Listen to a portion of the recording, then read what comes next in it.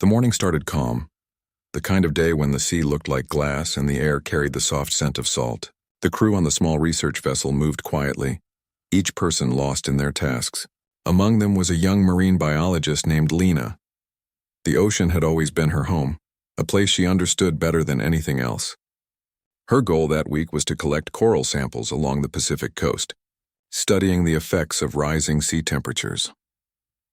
Lena had always loved the quiet rhythm of her work, the early mornings, the hum of the boat engine, the endless blue stretching in all directions. Her colleagues often joked that she belonged to the sea more than to the land. She would just laugh, saying that the ocean never scared her no matter how unpredictable it could be. That day, the team decided to split up into two smaller boats to cover more ground. Lena volunteered to take one of the smaller vessels, heading further toward the outer reef. The sky was clear, and there were no warnings of bad weather. It seemed like another peaceful day. She checked her equipment, tied her hair back, and gave a small wave to the main crew before starting the engine. Hours passed smoothly as she worked, lowering instruments into the water, jotting down notes and taking small coral samples. Occasionally, she looked toward the horizon, where the faint outline of distant islands could be seen. Everything felt steady. But as the afternoon began to fade, something shifted. The wind picked up and the air grew heavy. The calm ocean started to move, restless and uneven. Lena looked up and saw a gray wall forming in the distance. Clouds thickened faster than she had ever seen before. She radioed the main vessel, letting them know she was heading back. The reply was faint, broken by static. The sea turned rough quickly. Waves began to crash against her small boat, pushing it off course. She tightened her grip on the wheel, trying to steer against the rising wind. The sky darkened to a deep blue-gray and rain started to fall hard and fast. The radio crackled again, but she could barely hear the voices on the other end. Within minutes, the storm hit full force. The ocean roared, waves towering over her boat. Water poured over the sides as she fought to keep it steady. Her heart pounded as the vessel tilted, almost flipping with each crash. She shouted into the radio, hoping someone would hear her, but the signal was gone. Lightning flashed across the sky, lighting up the chaos around her. She could barely see beyond a few meters. The waves seemed alive, each one stronger than the last. Then with one violent strike, the boat lurched sideways and the engine cut out. She felt herself thrown off balance, crashing hard against the deck. Cold water swallowed her as she plunged into the sea. The shock took her breath away. Disoriented, she surfaced, gasping, searching for anything to hold on to. Pieces of the shattered boat floated around her. Wood, rope, a broken cooler. The storm roared above, waves lifting her and tossing her back down. She spotted a section of the boat's side panel drifting nearby and swam toward it, clinging to it with all her strength. The hours that followed blurred into survival. She drifted, half-conscious, rain pouring down, her fingers numb. She tried not to think of what might be beneath her or how far she was from land. The storm seemed endless, but slowly, after what felt like forever, the wind began to ease. The waves softened, the rain faded to a mist. When dawn came, the sky was pale and calm again. Lena opened her eyes, her body weak and shivering. She was still clinging to the wooden debris, but now the sea was quiet. All around her, there was only endless water. Her lips were dry, her throat burned with salt, but she forced herself to look around. In the far distance, something caught her eye. A faint outline, a shadow against the morning light. An island. Summoning what strength she had left, she kicked slowly, guiding the broken wood toward it. Every movement was agony, but the thought of land kept her going. Hours passed. The island grew closer, its trees and rocks coming into focus. Finally, waves pushed her toward the shallow edge of a beach. The sand felt unreal beneath her hands. She collapsed, too tired to move, listening to the sound of water washing over her. When she woke again, the sun was high. She was lying on the beach, surrounded by driftwood and scattered remains of her boat. Her clothes were torn, her skin burned and scratched. She tried to stand, but her legs trembled. She looked around, calling out weakly, but there was no answer. The island was silent except for the rustle of trees. She stumbled inland, finding a small stream of fresh water trickling between rocks. She knelt, drinking slowly, trying not to cry from relief. Her mind was foggy, but one thing was clear: she had survived. Now she had to stay alive. That first night, she built a small shelter using fallen branches and pieces of her boat. The sounds of insects and waves filled the air as darkness fell. She sat beside a small fire she managed to start using her field lighter, staring into the flames. She thought about her team, about how they must be searching. Surely they would come soon. She just had to wait. The next morning she climbed a hill hoping to spot passing boats. From the top she saw nothing but the endless ocean. No smoke, no ships, no sign of people. The realization sank in slowly. She was completely alone. Days turned into weeks. She learned to collect rainwater, to fish with sharpened sticks, and to find edible fruits. Each day she marked the time by carving a small line into a piece of wood. At first she thought it would only be a few days before help came. But weeks passed, then months. Rescue teams searched the area for several days after the storm. The Coast Guard found pieces of Lena's boat floating miles from the reef. They searched every nearby island they could reach, but none showed signs of life. Her name appeared in local news headlines for a while. Marine biologist lost at sea. Friends and family held on to hope, waiting for some miracle. But as days turned into weeks and weeks into months, the reports grew quieter. Eventually, her name faded from the news. For her family, the loss was unbearable. They held a small memorial by the ocean, releasing flowers into the water. It felt impossible to believe she was truly gone. But there was nothing else they could do. Official reports listed her as presumed drowned. Her equipment, samples, and a few personal items were returned to her family, all that remained of her final expedition. Back on the island, Lena survived by instinct and determination. She explored every part of it, mapping it in her mind. She built stronger shelters, collected rainwater in hollowed-out wood, and stored food in shaded areas. Some days were peaceful. Others were filled with fear when storms returned. She learned to read the sea and the sky, to sense when danger was coming. Sometimes she would see distant ships or planes far above and wave frantically, but they never noticed her. At night she would lie awake listening to the waves, whispering to herself just to hear another voice. She talked to the ocean, to the stars, even to the small crabs that wandered near her shelter. She promised herself she would stay alive no matter what. Back in the world she once knew, time moved on. People who had known her remembered her as the woman who loved the sea too much, the one who smiled even when the waves turned rough. The ocean, they said, had taken her home, but on that remote island the truth was different. She was alive, breathing, enduring. Each sunrise brought another chance. She wrote messages in the sand, built large shapes from stones hoping someone might see from above, and though the years began to blend together, she never let go of the small spark of belief that one day someone would.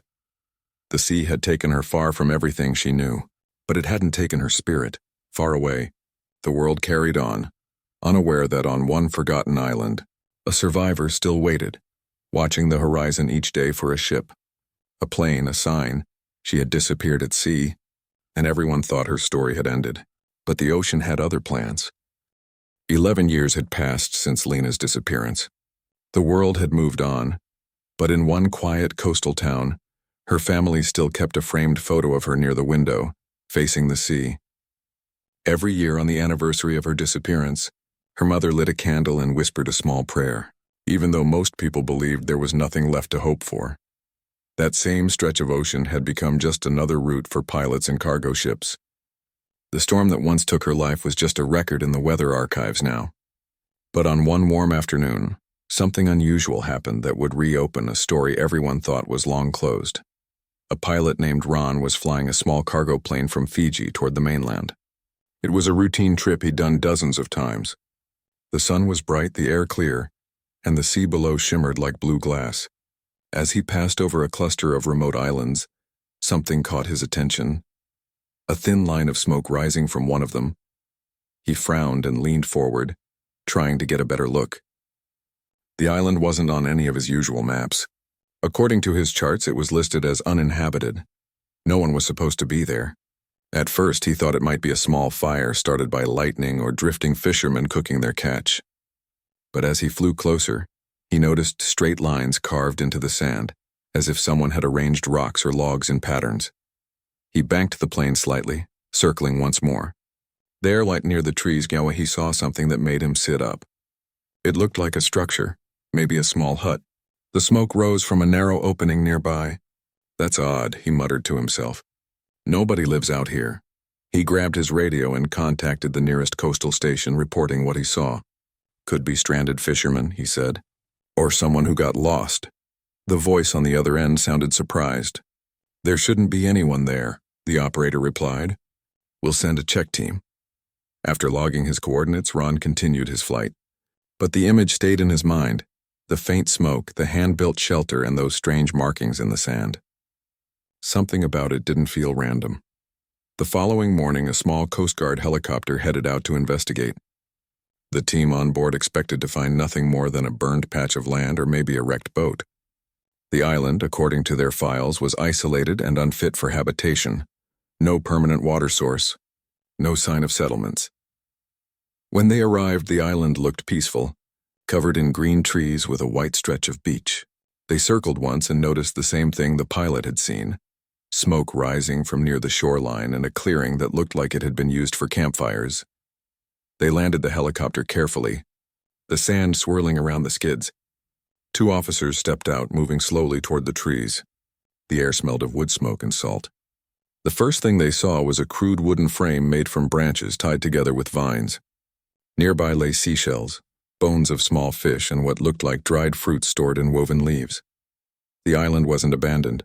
Someone had been living there for a long time. Hello? One of them called out. Is anyone here? Silence. Only the sound of waves answered. They moved cautiously, following a narrow path into the forest. There were footprints, small but distinct, leading deeper inland. Then, about 100 meters in, they found it. A small hut made from driftwood, leaves, and stones. It looked weathered but sturdy. Outside, they saw something that made them pause. Carvings covered one of the wooden walls. Tallies, names, and dates scratched into the surface. Some were faded, but a few were fresh. Near the bottom, written in rough letters, were 3 words. I'm still here. One of the officers stared at it for a long time, then turned to his partner. Someone's been stuck here. And they're alive, they called out again, louder this time. The forest rustled, and for a moment there was movement. A shadow between the trees. The officers froze, waiting. Slowly a figure stepped out from the brush. It was a woman, thin and sunburned, her hair long and tangled. She held a makeshift spear in one hand, her eyes wary. Her clothes were torn and faded, clearly made from old fabric and dried leaves. She looked at them as if she couldn't believe they were real. The officers lowered their hands, trying to appear calm. We're here to help, one said gently. It's okay. For a moment she didn't move. Her lips parted slightly and her voice came out rough, as if unused for a long time. Who are you? We're the Coast Guard, he replied. You're safe now. Her eyes filled with tears she didn't seem to understand. She dropped the spear slowly and took a shaky step forward. You found me? She whispered. They nodded, and one of them moved closer to offer her water. She hesitated, then took it with trembling hands. The first sip made her choke, unused to the taste of clean water. Tears streaked her face, and she turned toward the sky, whispering something they couldn't hear. The officers called in their report immediately. We found her, one said over the radio. Repeat, we found a survivor. When they asked her name, she hesitated for a moment, as if searching through long-forgotten memories. Then she said quietly, Lena. The name echoed through the radio, leaving a long silence on the other end. The officer repeated it, his voice unsteady. Her name's Lena. The man at the other end of the line paused, then said, That can't be right. She was declared dead over 10 years ago. By the time they flew her back to the mainland, news had already started spreading. A woman found alive on a deserted island after 11 years. It sounded like something out of a story, but it was real. Lena sat quietly in the helicopter, wrapped in a blanket. She stared out the window at the endless blue ocean below. She didn't speak much, just kept looking at the horizon, as if afraid it might disappear. At the coastal base, doctors and officers gathered, waiting. When she stepped out, the sunlight hit her face, and for the first time in years, she saw people, real people, all around her. She looked overwhelmed, her breathing uneven. A doctor approached gently, asking if she was hurt. She shook her head. Just tired, she said softly. Very tired. They brought her inside, offering food and water. She ate slowly, like someone who had forgotten how to trust what was in front of her. When asked how she survived, she looked down, her hands trembling slightly. The island kept me alive, she said. I didn't think anyone would ever find me. She explained in broken sentences how she had built her shelter from her wrecked boat. How she caught fish and collected rainwater, how she kept track of time by carving days into wood. She had tried for years to signal planes by burning fires and arranging rocks in patterns, but no one ever noticed. Her voice cracked when she said, "I thought I was invisible." The officers listened quietly, trying to take it all in. Some of them had been children when she disappeared. Now they were the ones rescuing her. It didn't seem real. That night, the rescue center stayed awake long after dark. Everyone wanted to understand how she had survived so long alone. The pilot, Ron, came to see her too. When she heard his name, she gave a faint smile and said, "You're the one who saw me." He nodded, still in disbelief. "I almost thought my eyes were playing tricks," he said. She looked at him and whispered, "No, you were meant to see me." By the next morning, reporters were already gathering outside the base. The story spread fast. Woman found alive after 11 years lost at sea. Her name trended across the world, though Lena herself had no idea. She hadn't seen a phone, a screen, or a newspaper in over a decade. Inside the quiet room where she stayed, she sat near the window, staring out at the ocean once more. It was strange. The same sea that had taken everything from her had also kept her alive. When asked what she wanted to do next, she said only, "I need to go home." For her, the real world now felt distant, almost foreign. The sound of footsteps, voices, machines, all of it was overwhelming. Yet beneath the confusion, there was peace in her eyes. She had survived what no one thought possible. Somewhere deep down, She knew this was not just her rescue. It was her return to a world that had already said goodbye. And as the sun set over the harbor that evening, the waves lapped gently against the shore, carrying the faint echo of her words, "I'm still here." The hospital room was quiet except for the soft beeping of machines and the sound of waves faintly rolling beyond the windows. Lena sat upright on the bed, wearing a plain blue gown. Her eyes, though calm, held the kind of silence that only years of loneliness could create. She didn't say much, even to the nurses who checked on her. Every time they spoke, she answered politely but shortly, as if she was still adjusting to hearing her own voice again. Outside her room, people were whispering. The news had spread faster than anyone expected. The woman who had disappeared at sea more than a decade ago had been found alive. Journalists camped outside the hospital gates and news vans lined the road. But inside those walls, Lena seemed untouched by all of it. The doctors said she was physically healthy, though underweight and fragile. What amazed them was her strength. She had survived injuries, starvation, storms, and solitude, yet she sat there quietly, eyes steady, as if she had never been broken. When they asked how she managed to stay alive for so long, she spoke slowly, pausing often as if the memories were heavy to pull out. "The sea took everything," she said one day, "but it also gave me what I needed. Water, food, even shelter. It wasn't kind, but it was constant. That's how I lived." The first few days were strange for her. The hospital felt like another world. Bright lights, the hum of machines, soft beds, and endless questions. She flinched at sudden noises and looked uneasy when too many people were around. The doctors decided to limit visitors for her comfort. Then, one afternoon, she heard a voice she hadn't heard in over a decade. It was her mother. When Lena looked up and saw her, there were no words at first. Both of them froze, tears already forming. Her mother's face had aged. More lines, more silver in her hair, but her eyes were the same. She walked forward slowly, as if afraid her daughter might vanish if she moved too fast. "My girl," she whispered, her voice trembling. Lena stood up, shaking. For a moment she didn't know what to do. Then she stepped into her mother's arms. The two held on to each other, crying silently, as nurses quietly stepped out to give them privacy. For her mother, it was a miracle she never truly believed would happen. For Lena, it was the first time in 11 years she felt warmth that wasn't from the sun or fire. Later that evening, her brother arrived too, a man now, though she remembered him as a teenager. He hugged her tightly, unable to speak. The family sat together for hours, not asking too many questions, just sitting, just existing in the same space again. In the days that followed, the doctors recorded her story, piece by piece. At first, she struggled to put everything into words. How do you describe more than 10 years of silence, hunger, storms, and hope? But slowly the story came out. After the storm had destroyed her boat, she told them, she clung to the debris for hours. The current had dragged her miles from her original route, until she saw the outline of an island.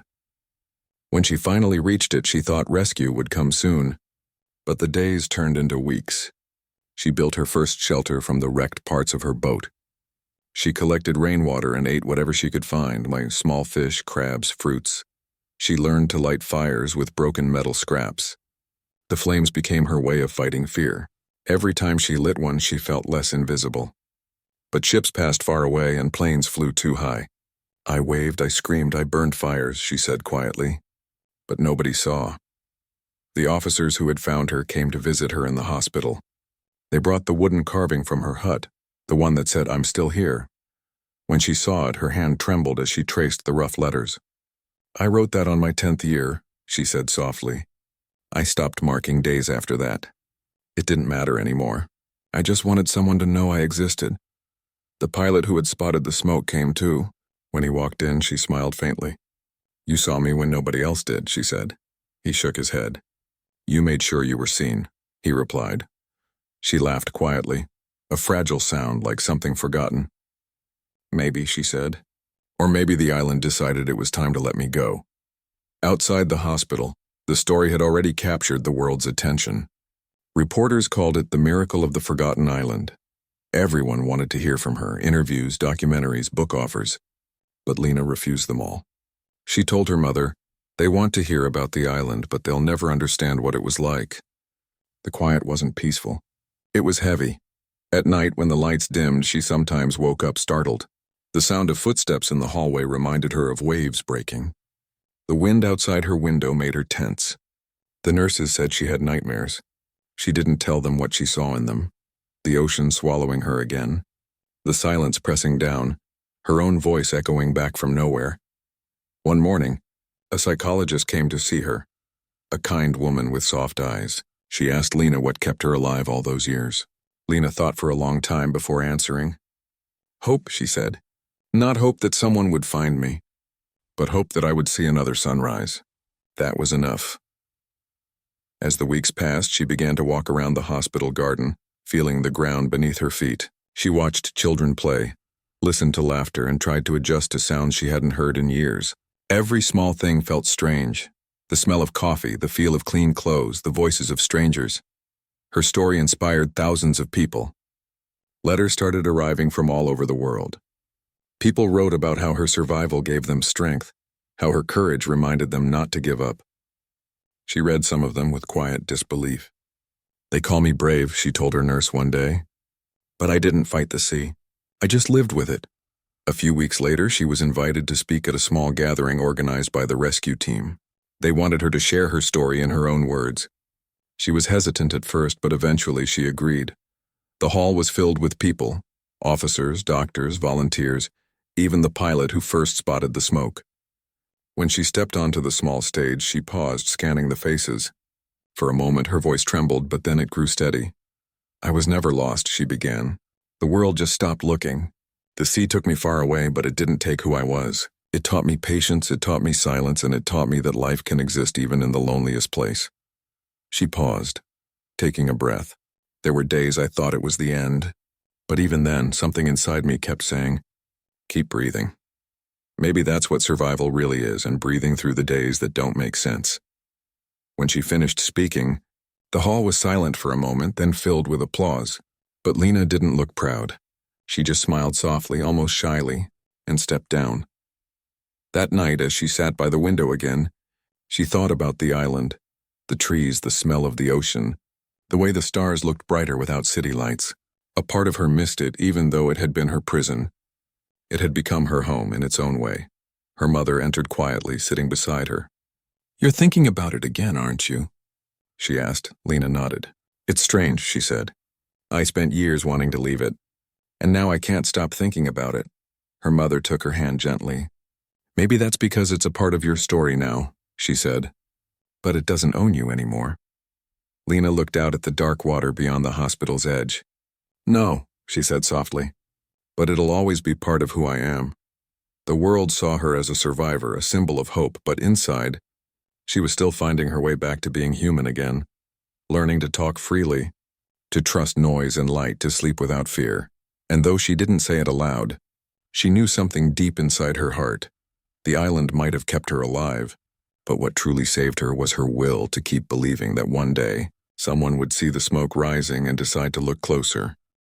When Lena finally left the hospital, the world outside felt unfamiliar. The sounds were louder, the air was filled with strange smells, and everything moved too fast. Cars rushed past, people talked on phones, lights blinked everywhere. After so many years of silence, it was overwhelming. Her mother walked beside her, holding her hand as if afraid she might disappear again. The doctors had told her family that Lena would need time, not just to heal physically, but to adjust mentally. Life on the island had slowed her world down, and now everything around her felt like noise. The drive home was quiet. Lena watched the streets through the car window. Every face she saw reminded her of something she'd forgotten: laughter, conversation, the warmth of people. When they finally reached her old house, she hesitated before stepping out. It was still the same small home near the shore, the same place she had left all those years ago. Inside, nothing felt real. The walls were covered with photos: her childhood, her family, old birthdays, moments she barely remembered. She stood before one picture of herself holding a seashell, smiling at the beach. She looked younger, brighter. For a long time she stared at that photo, tracing the edges of her old smile. Her mother made her tea, the same kind she used to drink before heading to sea. The smell of it filled the kitchen, and for the first time in years, Lena felt warmth spreading through her chest. She sat at the old wooden table, holding the cup with both hands. "It feels strange to be here," she said softly. "Like I came back to a dream I once had." Her mother nodded, fighting tears. "You're home now," she whispered. But being home didn't feel simple. At night, Lena struggled to sleep. Every creak of the house made her think of waves crashing or branches moving in the wind. Sometimes she woke up gasping, feeling the cold ocean around her again. Other nights she would step outside, standing barefoot in the sand behind the house, staring at the dark sea. It no longer scared her, but it didn't comfort her either. It was like facing an old friend who had both hurt and saved her. The next few weeks were full of change. People from town came to visit, bringing food and gifts. Some were old friends who had cried when she disappeared. Others were strangers who had followed her story online. They all wanted to see her, the woman who survived. But Lena didn't like the attention. Every time someone asked her what it was like, she struggled to answer. How could she describe years of loneliness in a few simple words? Sometimes she just smiled and said, "It was hard, but I made it." One day, a man from a documentary crew came to the house. He spoke kindly, saying he wanted to tell her story to inspire others. Lena listened quietly, then shook her head. "My story doesn't belong on screens," she said. "It belongs in memories."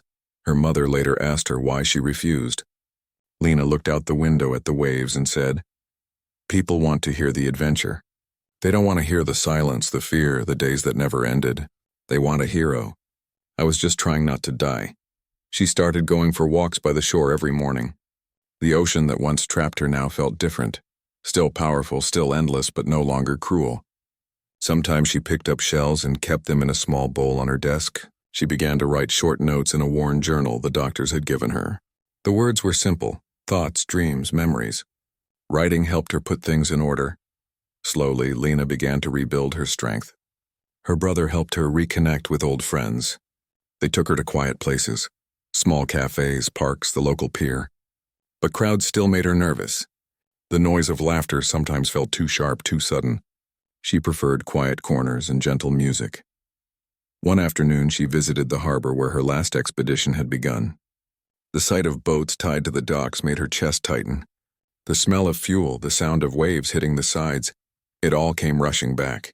She stood there for a long time, staring at the water. A fisherman nearby recognized her. "You're the one who survived that storm, aren't you?" he said. Lena nodded slowly. "Yes," he smiled faintly. "You must be lucky." She looked at the horizon and replied, "I don't think it was luck. I think the sea just wasn't done with me." That evening, she returned home quieter than usual. Her mother asked if something was wrong, but Lena just said she was tired. Later that night, she sat on the porch with her journal and began writing again. The pages filled with simple words. "I thought I would hate the ocean after what it did, but I don't. Maybe it's because it's honest. It never pretends to be gentle. It just is." As months passed, Lena started visiting schools and community centers.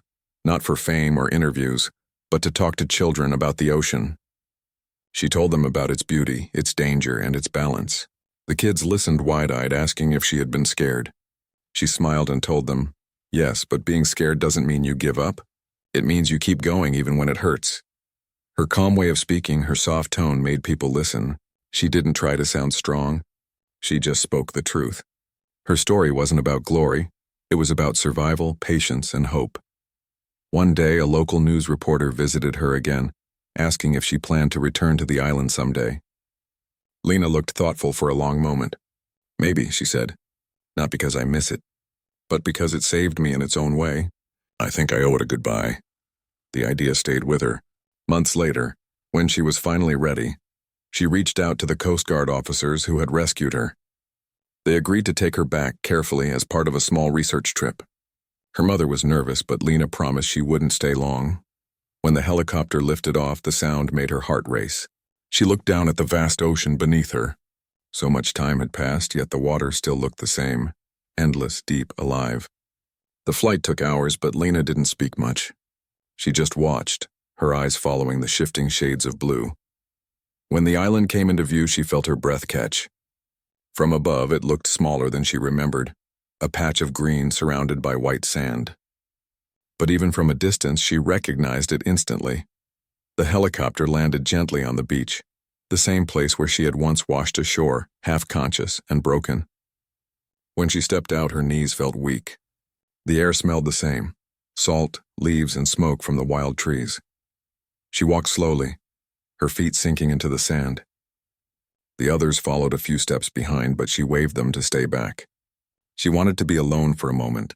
She made her way to the old clearing where her shelter once stood. The wooden frame was gone, collapsed by time and storms, but small traces remained. A few stones, a piece of rope, the outline of what had once been home. She knelt down, brushing her hand over the sand. Then she took a small wooden plaque from her bag. She had made it herself, carving the words carefully. Never stop searching. She placed it where her shelter had been, pressing it gently into the earth. "Thank you," she whispered, though she didn't know if she was speaking to the island, the sea, or fate itself. When she turned back toward the others, her eyes were wet but calm. "I'm ready," she said quietly. As the helicopter lifted off again, she looked out the window for one last glimpse of the island. It grew smaller and smaller until it disappeared beneath the clouds. Back on the mainland, Lena felt lighter. It was as if a chapter had closed, not forgotten but finished. That night, she sat by the sea outside her home, the waves glowing under the moonlight. Her mother joined her, sitting silently beside her. "Do you ever wish it hadn't happened?" her mother asked softly. Lena thought for a long moment before answering. "Sometimes," she said, "but if it hadn't, I wouldn't understand life the way I do now. I know what silence feels like. I know what it means to be truly alone, and to come back." Her mother reached over, squeezing her hand gently. Lena looked out at the dark horizon and smiled faintly. "The sea took me once," she said, "but it gave me back to the world when it was time." The waves rolled in softly, as if agreeing, and somewhere out there on that quiet island, the little wooden plaque stood against the wind, reminding whoever might pass by that even after years of silence, someone had lived, hoped, and found their way back. Months passed since Lena's return from the island. Her life had slowly started to find rhythm again, though it wasn't the same as before. She lived quieter now, moved slower, and valued small things. The warmth of tea, the morning light through her window, the smell of the sea outside her home. But even in the calm, something deep inside her stayed restless. It wasn't fear anymore, it was curiosity. For years, she had lived believing she was alone on that island. Yet after her rescue, reports started surfacing that someone else might have been seen there. It began with a simple news story. One morning, Lena's brother came to her with a tablet in his hand. "You need to see this," he said. The headline read, "Coast Guard spots new smoke trails on uninhabited island. Same place woman was found." Lena felt her stomach twist. The article said a pilot, while flying over the area, had noticed faint smoke patterns on the eastern side of the island, a place Lena never reached during her years there. It was unusual because that island was officially listed as uninhabited. Her brother looked at her. "Do you think someone else could have ended up there?" She stared at the photo, blurry, taken from the air, but clearly showing a thin line of smoke rising above the trees. Her mind flooded with memories, nights by the fire, signals she had made that no one ever saw. Could it be someone doing the same thing now? Or had someone been there all along, while she was just on the other side? The thought wouldn't leave her. For days, she couldn't sleep properly. Every time she closed her eyes, she imagined someone sitting by a fire in the same place she once did, waiting for help that might never come. Finally, Lena decided to contact the pilot who took the photo. Through a few phone calls, she was able to reach him. His voice was calm but curious when they spoke. "You were the one they found last year, right?" he asked. "Yes," she replied. "You saw smoke there recently?" "I did," he said. "And not just once. I've flown over that route 3 times this month. Every time I notice smoke, small, steady. It's not from lightning or weather. It looks controlled, like someone's tending a fire." Lena's pulse quickened. "Did you tell the authorities?" "They're aware," the pilot said, "but they haven't sent a team yet. It's far and there's no sign of distress signals this time." She paused for a moment, then asked softly, "Could it be that someone never left?" The line went quiet for a moment. "I can't say for sure," he said, "but if someone's there, they're surviving the way you did." After the call, Lena sat by the window for a long time, staring at the ocean. The idea of someone still living there haunted her. What if that person had been on the island before her? What if she had missed them by only a few miles? That night, she couldn't stop thinking about the faint sounds she used to hear in the distance. Branches cracking, distant echoes that she had once blamed on animals or the wind. Maybe they hadn't been sounds of nature after all. Maybe someone had been out there, hidden by trees, living their own silent life. The next morning, she went to see one of the Coast Guard officers who had been part of her rescue. He still remembered her clearly and welcomed her with a kind smile. When she told him about the new smoke sightings, he frowned. "Yes, we've seen those reports," he said. "We sent a drone last week, but the footage was unclear. The island's thick canopy makes it hard to see anything." "Please," Lena said.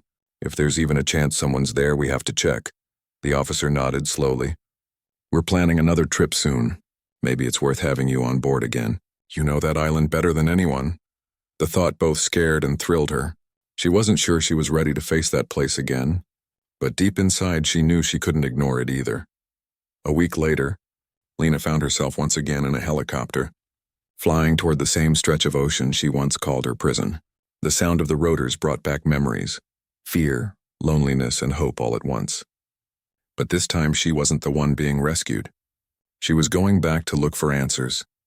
As they neared the island, Lena pressed her face against the window. Everything looked the same. The green trees, the white shore, the endless blue water surrounding it. But this time her eyes searched for movement. "There," the pilot suddenly said, pointing. "See that?" Through the glass, Lena saw a faint column of smoke rising from the far end of the island. Her heart raced. It wasn't a random fire. It was straight, steady, just like the ones she used to make to send signals. The helicopter circled slowly before landing near the beach. Lena stepped out, her boots sinking into the soft sand. The air smelled the same, wild and salty. But something felt different. The small team moved carefully through the trees, following the direction of the smoke. Lena led them through paths she half remembered, though the island had changed over time. Trees had fallen, plants had grown thicker, but she could still feel her way through it. As they moved deeper inland, the air grew warmer. Then they saw it, a small fire burning in a clearing surrounded by stones. Someone had built it deliberately. Beside the fire lay an old fishing net, some shells, and a few wooden tools. There were footprints in the sand, fresh ones. Lena's breath caught. "Someone's here," she whispered. The officers called out, their voices echoing through the trees. "Hello, we're here to help." At first there was only silence. Then from behind the trees a faint sound came, the snap of a branch. Everyone turned. Slowly a figure emerged from the shadows. It was a man, thin, sunburned, his hair long and tangled. He looked weak but alert, his eyes squinting in the sunlight. The officers lowered their hands. Lena took a cautious step forward. "It's okay," she said gently. "We're not here to hurt you." The man blinked, looking from her to the helicopter in the distance. His lips trembled as if he hadn't spoken in a long time. Finally, he whispered, "Are you real?" "Yes," Lena said softly. "We're real. You're safe now." He looked at her closely and something flickered in his eyes. Recognition. "You were here before," he said weakly. "I saw your fire, but I was too far." Lena froze. Her throat tightened. You saw me?" He nodded slowly. "I saw smoke from your side once. I tried to reach you, but I got lost in the forest. After that, I thought you were gone." Tears filled Lena's eyes. For years, she had believed she was completely alone. To know that someone else had been there and so close yet unreachable hit her harder than she expected. The team quickly moved to help the man, giving him water and checking his condition. He had been stranded for years after his small research boat crashed during a storm, the same storm that had swept Lena's vessel away. As they helped him onto the helicopter, Lena sat beside him, still stunned. He spoke quietly, his voice rough from years of silence. "I thought no one would ever come. I used to watch the sky, hoping for something." Lena nodded, tears rolling down her cheeks. "I know exactly how that feels." When they finally flew away from the island, Lena looked down one last time. The fire they had found was still faintly smoking, a sign of both survival and hope. Back on the mainland, the man was taken for treatment, just as Lena had been months earlier. Reporters called it a miracle. 2 survivors found on the same island years apart, both rescued by chance. Lena didn't see it as chance. To her, it felt like the island had been holding secrets, stories it only revealed when the time was right. A few days later, she visited the man in the hospital. He was stronger now, sitting up and smiling faintly. "I used to wonder if I was the only one," he said. "Now I know I wasn't." Lena smiled softly. "Neither was I." They sat quietly for a while, the silence between them full of understanding. Neither needed to explain what it was like. The endless days, the loneliness, the strange peace that came when you stopped fighting. They had both lived it. As she left the hospital that day, Lena looked out at the sea from the balcony. The horizon was calm, glowing under the afternoon sun. She took a deep breath, feeling the salt in the air. Her life had come full circle, from being lost to being found, and now helping someone else find their way back. The sea that once took everything from her had, in a way, given her purpose again. That night, she wrote her final journal entry. "For a long time, I thought survival was about strength. But now I know it's about connection, even the ones we never knew we had. Maybe that's what kept me alive. Maybe that's what keeps all of us alive." She closed the book gently and placed it on her windowsill. Outside, the waves whispered softly against the shore, like they were telling her, and the world, that some stories never really end.